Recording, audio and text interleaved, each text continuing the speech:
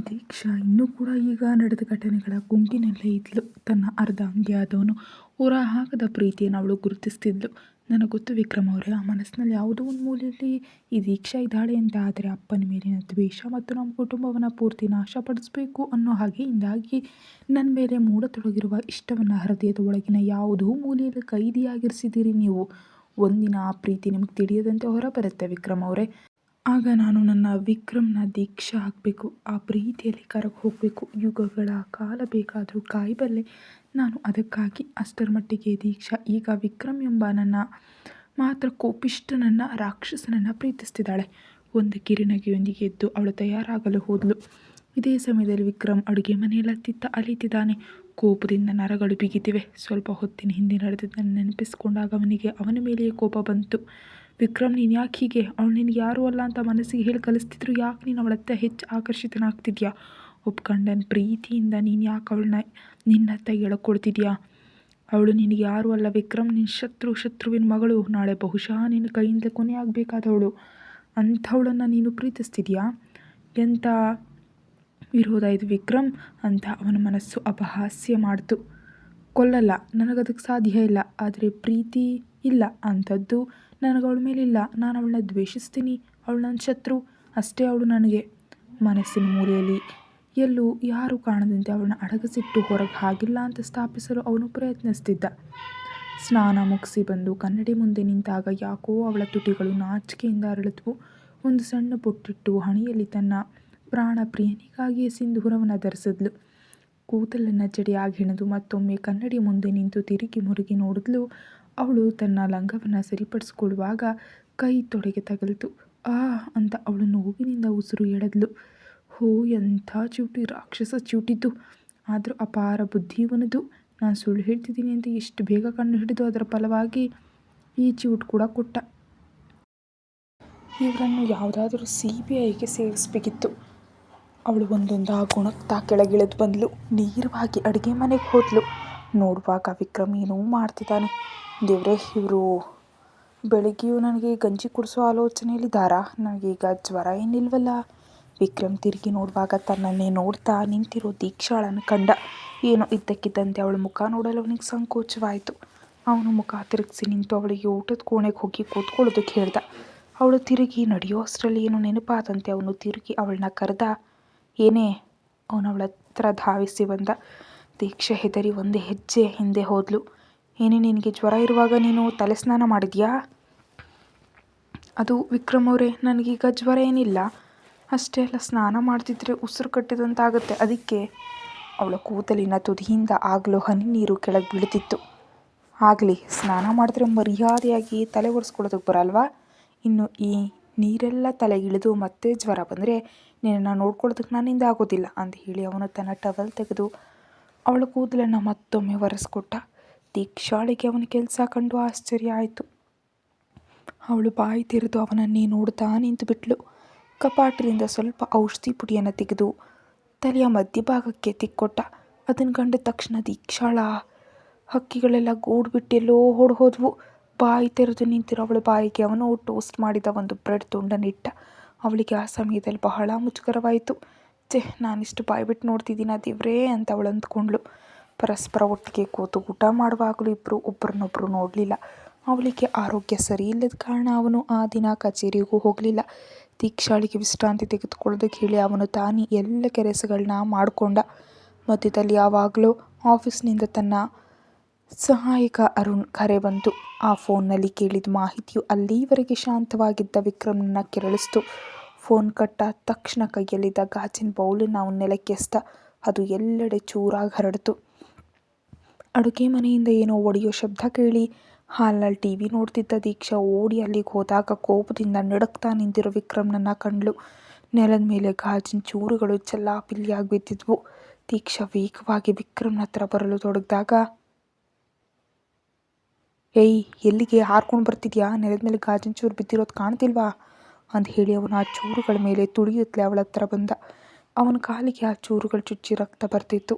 ಅದನ್ನು ಕಂಡು ದೀಕ್ಷಾಳಿಗೆ ಗಾಬರಿ ಆಯಿತು. ಅವಳು ಅವನ ಹತ್ರ ಹೋಗಿ ಬಲವಂತವಾಗಿ ಅವನ ಕೈ ಹಿಡಿದು ಸೋಫಾದಲ್ಲಿ ಕೂರಿಸಿದ್ಲು.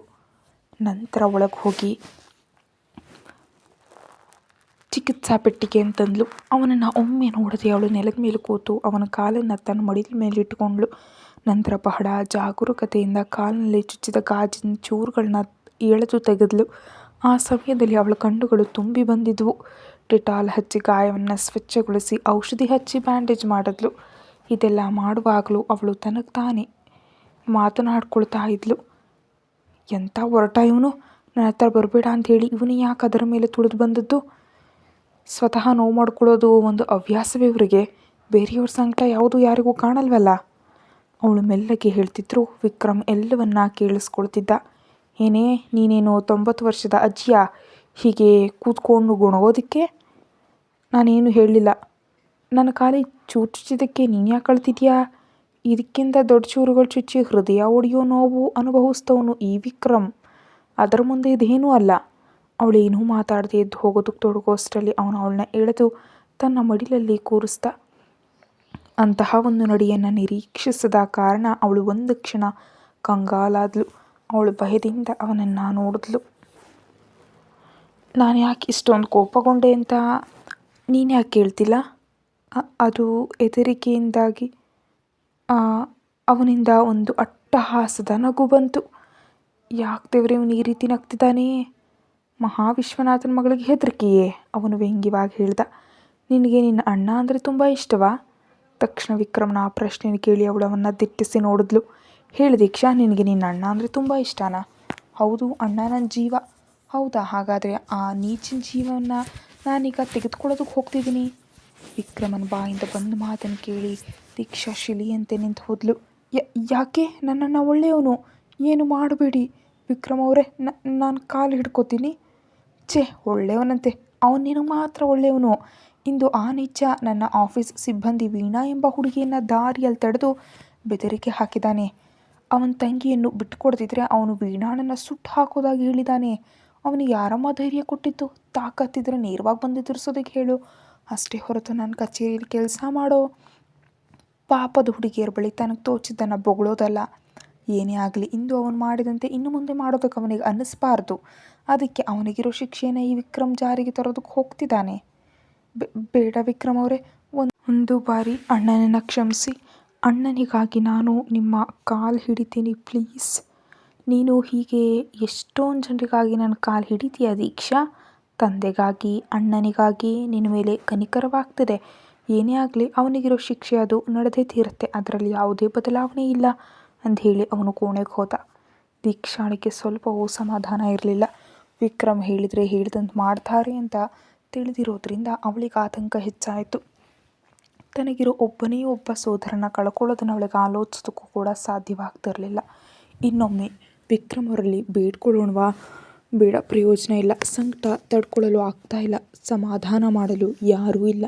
ಅವಳು ಬೇಗನೆ ಹಾಲ್ನಲ್ಲಿರುವ ಪೂಜಾ ಕೋಣೆಯನ್ನು ತೆರೆದು ಅದರೊಳಗೆ ಹೋದ್ಲು. ಗೋಡೆ ಮೇಲೆ ತೂಗು ಹಾಕಿರೋ ವಿಕ್ರಮನ್ ತಂದೆ ಮತ್ತು ತಾಯಿಯ ಚಿತ್ರದ ಕಡೆ ನೋಡಿದ್ಲು. ಅವಳ ಕಣ್ಣುಗಳು ತುಂಬಿ ಹರಿತಿದ್ವು. ಅಪ್ಪ, ಅಮ್ಮ ಕರಿಬಹುದಾ ಅಂತ ನಂಗೆ ತಿಳಿಯೋದು. ವಿಕ್ರಮ್ ಅವರು ನನ್ನ ಅಣ್ಣನನ್ನು ಕೊಲ್ತೀನಿ ಅಂತಿದ್ದಾರೆ. ನನ್ನ ಅಣ್ಣ ಒಳ್ಳೆಯವನು. ಅಣ್ಣನಿಗೆ ನನ್ನ ಮೇಲಿರೋ ಅತಿಯಾದ ಪ್ರೀತಿಯಿಂದಾಗಿ ಹಾಗೆಲ್ಲ ಮಾಡಿಬಿಟ್ಟಿದ್ದಾನೆ. ಇನ್ನು ಮುಂದೆ ಎಂದಿಗೂ ಹಾಗೆ ಮಾಡೋದಿಲ್ಲ. ಅಪ್ಪ ಮತ್ತು ಅಮ್ಮ, ವಿಕ್ರಮ್ ಅವ್ರ ಮನಸ್ಸಿನಲ್ಲಿ ನನ್ನ ಅಣ್ಣನಿಗೆ ಏನೂ ಮಾಡಬಾರ್ದು ಅಂತ ಅನಿಸುವಂತೆ ಮಾಡ್ತೀರಾ? ನನಗೆ ಸಂಕಟನ ಹೇಳ್ಕೊಳ್ಳೋದಕ್ಕೆ ನಿಮ್ಮನ್ನು ಬಿಟ್ಟರೆ ಯಾರೂ ಇಲ್ಲ. ನನ್ನ ಸಂಕಟವನ್ನು ಕಾಣದೇ ಇರಬೇಡಿ ಅಷ್ಟು ಹೇಳಿ ಆ ಕೋಣೆಯಿಂದ ಹೊರಗೆ ಬರುವಾಗ ಮುಂದೆ ಕೈಕಟ್ಟಿ ನಿಂತಿರೋ ವಿಕ್ರಮ್ನನ್ನು ಕಂಡ್ಳು. ಅವಳು ಅವನನ್ನು ಒಮ್ಮೆ ನೋಡದೆ ಬೇಗನೆ ಕೋಣೆಗೆ ಹೋಗಿ ಬಾಗಿಲು ಹಾಕಿದ್ಲು. ವಿಕ್ರಮ್ ತನ್ನ ಪ್ರಾಣದಂತಿರೋ ಅಣ್ಣನನ್ನು ಕೊಂದುಬಿಡ್ತಾರೋ ಎಂಬ ಭಯ ಅವಳನ್ನು ಬಹಳವಾಗಿ ಕಾಡ್ತಿತ್ತು. ಹೊತ್ತು ಸುಸ್ತಾಗಿ ಯಾವಾಗಲೂ ಅವಳು ಮಲಗಿ ಹೋದ್ಲು. ಮಧ್ಯಾಹ್ನ ಊಟ ಮಾಡಲು ಅವಳು ಕೆಳಗೆ ಬರಲೇ ಇಲ್ಲ. ವಿಕ್ರಮ್ ಕೂಡ ಅವಳನ್ನ ಕರೆಯೋದಕ್ಕೆ ಹೋಗಲಿಲ್ಲ. ಏನೇನೋ ಮನಸ್ಸಿನಲ್ಲಿ ಲೆಕ್ಕಾಚಾರ ಹಾಕಿ ಅವನು ಫೋನ್ ತೆಗೆದುಕೊಂಡು ತನ್ನ ಜನರಿಗೆ ಕರೆ ಮಾಡಿ ಕೆಲವೊಂದನ್ನು ಹೇಳ್ದ. ಸಂಜೆ ಕಳೆದರೂ ದೀಕ್ಷಾಳನ್ನು ಕೋಣೆಯ ಹೊರಗೆ ಕಾಣದಿದ್ದಾಗ ವಿಕ್ರಮ್ನಿಗೆ ಏನೋ ಆತಂಕ ಆಯಿತು.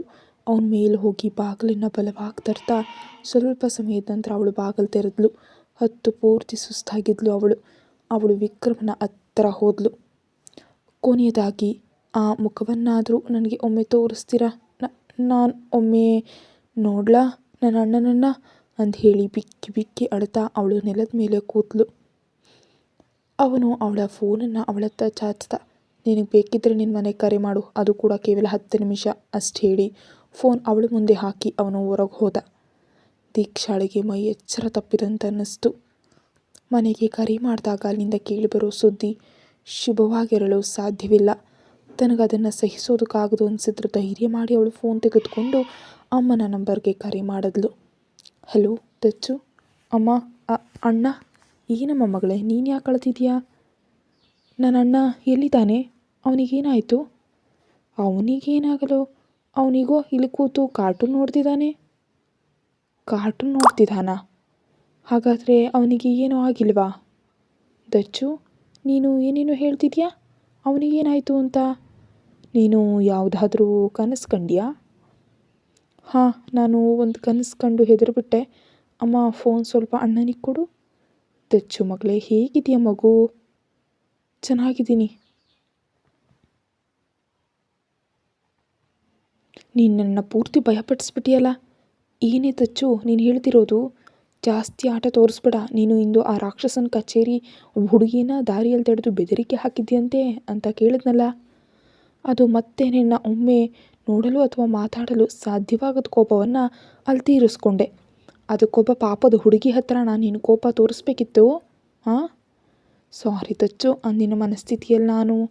ಲೇ ಅಣ್ಣ, ನನಗೆ ನಿನಗೆ ಒಂದೇ ಹೇಳಲಿಕ್ಕಿರೋದು, ಜೀವದ ಮೇಲೆ ಆಸೆ ಇದ್ದರೆ ನೀನು ಆ ರಾಕ್ಷಸನ ಜೊತೆ ಆಟ ಆಡೋದಕ್ಕೆ ಹೋಗ್ಬೇಡ. ಕೋಪ ಬಂದರೆ ಅವರಿಗೆ ಕಣ್ಣು ಮೂಗು ಏನೂ ಇಲ್ಲ.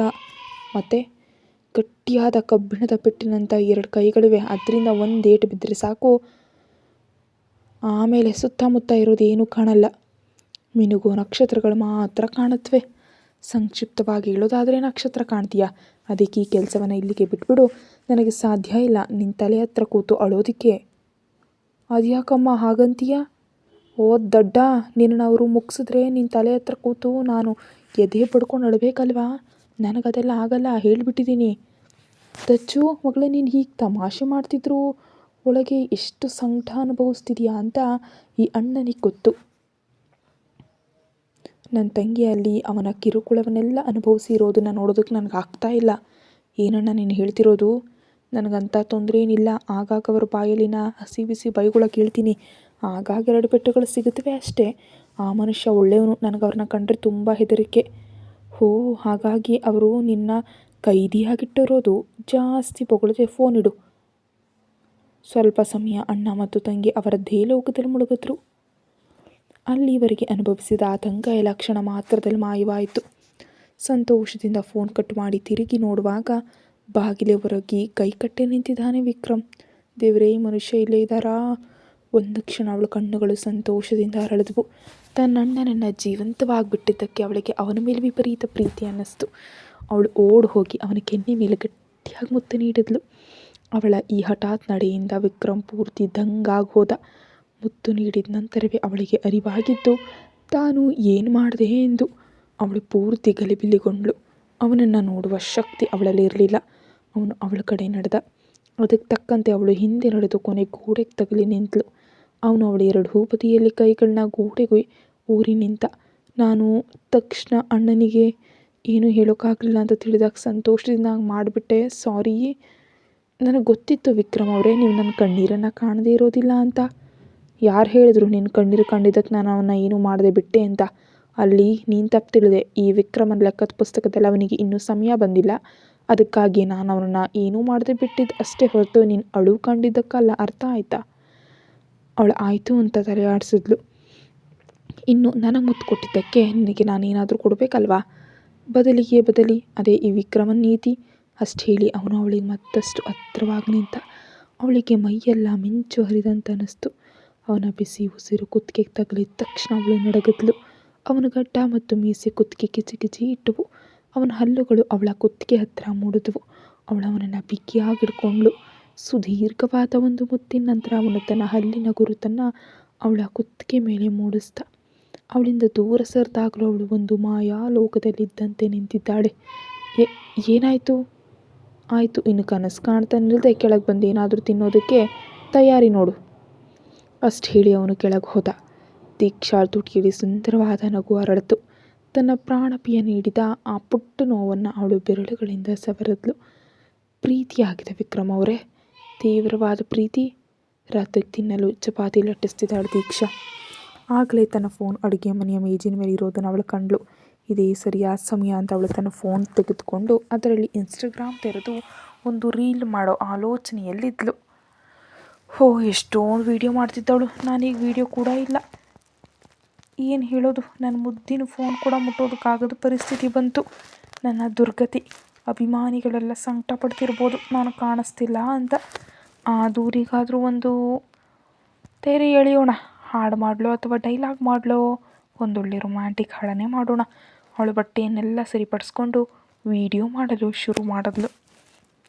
ಅತಿ ಸುಂದರವಾದ ಹಾಡಿನ ಸಾಲುಗಳಿಗೆ ಅವಳ ಮುಖದಲ್ಲಿ ಸ್ವಲ್ಪ ನಾಚಿಕೆ ತೋರಿಸುತ್ತಾ ಅಭಿನಯಿಸ್ತಿರುವಾಗ ವಿಕ್ರಮ್ ಅಲ್ಲಿಗೆ ಬಂದ. ದೀಕ್ಷಾಳ ಆ ಆಟಗಳನ್ನು ಕಂಡು ಒಂದು ಕ್ಷಣ ಅವನು ಕಣ್ಣು ಬಿಟ್ಟು ನಿಂತು ಹೋದ. ಎಲ್ಲೋ ಕೇಳಿ ಮರೆತ ಶಬ್ದ. ತಕ್ಷಣವೇ ಅವಳಿಗೆ ಅರಿವಾಯಿತು. ಅಯ್ಯೋ ವಿಕ್ರಮ್ ಅವರೇ! ತಕ್ಷಣ ಅವಳು ಫೋನ್ ಮೇಜಿನ ಮೇಲಿಟ್ಟು ಏನೂ ಅರಿಯದವಳಂತೆ ನಿಂತಳು. ಏನಮ್ಮ ಇಲ್ಲಿ? ನೀನು ಚಪಾತಿ ಮಾಡ್ತಿದ್ಯಾ ಅಥವಾ ಅದು ನಾನು ಸುಮ್ಮನೆ ಒಂದು ಇನ್ಸ್ಟಾ ರೀಲ್ ಮಾಡಿದೆ. ಇಲ್ಲಿ ಬಂದ ನಂತರ ಅದನ್ನೆಲ್ಲ ಮಾಡೋದೇ ಇಲ್ವಲ್ಲ. ಇಂದು ತಕ್ಷಣ ಫೋನ್ ಹತ್ರ ಸಿಕ್ಕಿದಾಗ ಸುಮ್ಮನೆ ಮಾಡಿದೆ. ಮನೆಯಲ್ಲಿದ್ದಾಗ ಅಮ್ಮ ಸ್ವಲ್ಪವೂ ಬಿಡ್ತಿರ್ಲಿಲ್ಲ. ಇದ್ರ ಮುಂದೆ ಕೂತು ಕೋಡಂಗಿ ಆಟ ಆಡ್ತೀಯ ಅಂತ ಬೈತಿದ್ರು. ಅದಕ್ಕೆ ಅಮ್ಮನಿಗೆ ಕಾಣದಂತೆ ವಿಡಿಯೋ ಮಾಡ್ತಿದ್ದೆ. ಅವರು ಹೇಳಿದ್ದು ಸತ್ಯ ಅಲ್ವೇ? ಕೋಡಂಗಿ ಆಟ ಅಲ್ಲದೆ ಇನ್ನೇನು? ಇನ್ಸ್ಟಾಗ್ರಾಮ್ ಬಗ್ಗೆ ಹಾಗೆ ಹೇಳಿದ್ದು ದೀಕ್ಷಾಳಿಗೆ ಇಷ್ಟ ಆಗಲಿಲ್ಲ. ಅವಳು ತಕ್ಷಣ ಪ್ರತಿಕ್ರಿಯಿಸಿದ್ಲು. ಅದ್ಯಾಕೆ ವಿಕ್ರಮ್ ಅವರೇ ಹಾಗೆ ಹೇಳಿದ್ರಿ? ಇನ್ಸ್ಟಾಗ್ರಾಮ್ ಮೂಲಕ ಎಷ್ಟು ಜನರು ಸಿನಿಮಾ ಮತ್ತು ಸೀರಿಯಲ್ಗೆ ಬಂದಿದ್ದಾರೆ ಗೊತ್ತಾ? ಸೀರಿಯಲ್ ನಟರು ಕೂಡ ಇದರ ಮೂಲಕವೇ ಬಂದಿದ್ದಾರಲ್ವೇ? ಏನು ನಿನಗೀಗ ಸಿನಿಮಾದಲ್ಲಿ ನಟಿಸ್ಬೇಕಾ?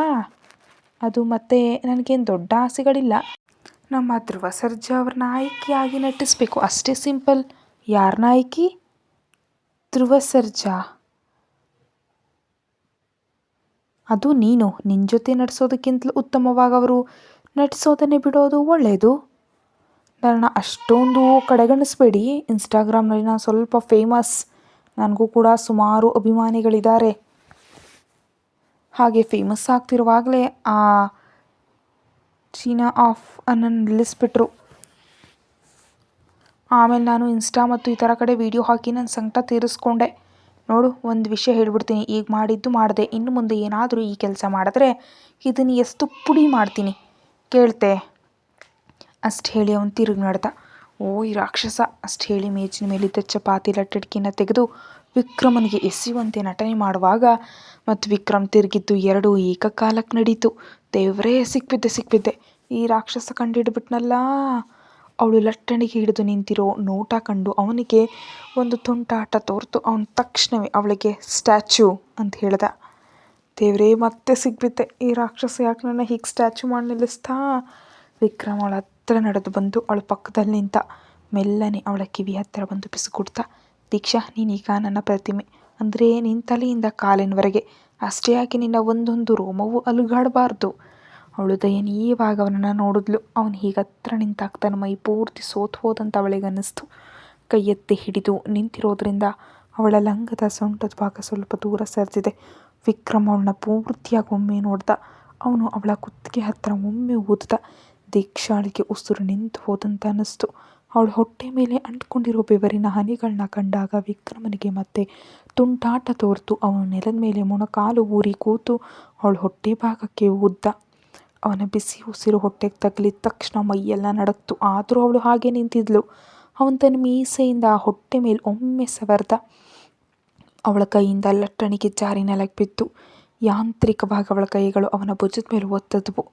ಕತೆ ಮುಂದುವರಿಯುತ್ತೆ. ಹೆಚ್ಚಿನ ವಿಡಿಯೋಗಾಗಿ ಚಾನಲ್ಗೆ ಮೆಂಬರ್ಶಿಪ್ ತಗೊಳ್ಳಿ. Thank you.